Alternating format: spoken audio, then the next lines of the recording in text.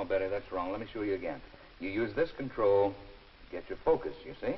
All right, and this one here in the right-hand corner to lock the sweep. There we are. Now let's try it again. Well, there's someone here to see you. Are you Mr. Bradshaw, the foreman? Yes. Mr. Donnelly up in personnel said for me to give you this card. I'm your new bearings inspector. Oh? Oh, well, now, I'll be with you in just a minute. No, one at a time. Well, I'll be back later to go over this with you, Betty. Just in the meantime, do the best you can. Would you follow me, please? Sure. Just have a seat here. I'll be back shortly.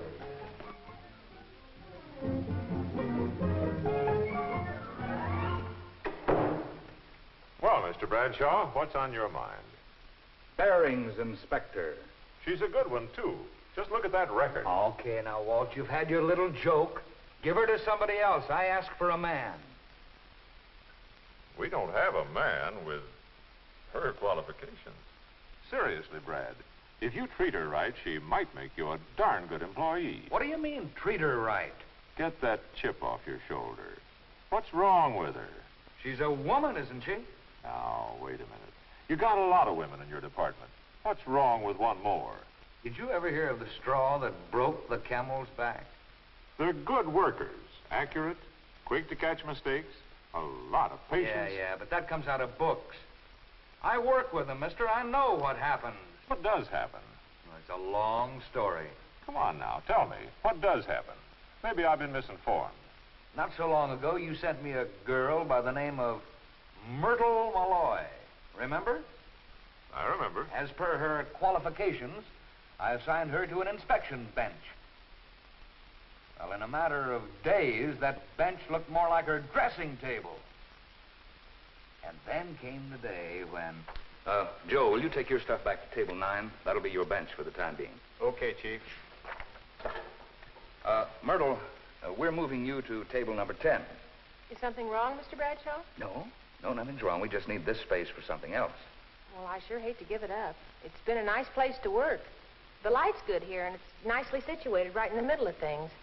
I just begun to feel at home. Well, I'm sorry, Myrtle, but table 10 will have to be your work area for the time being. You mean there's liable to be another change? There's always that possibility. Well, I certainly hope I'm not moved every other day. With man, no trouble at all. Tell him what you want and he does it. But with Myrtle, a little move is a big production. Okay. Now, wait a minute. You asked me, now let me tell you. Now, here's another problem.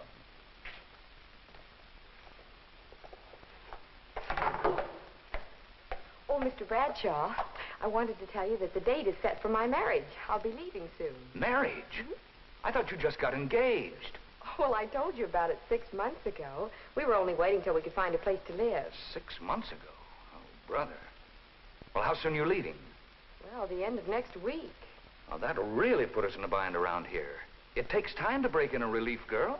Yes, I know it does. I wondered. Why didn't you say something? I didn't realize you were getting married right away. Well, I'm sorry, Mr. Bradshaw, but I really thought you knew. We've all been talking about it.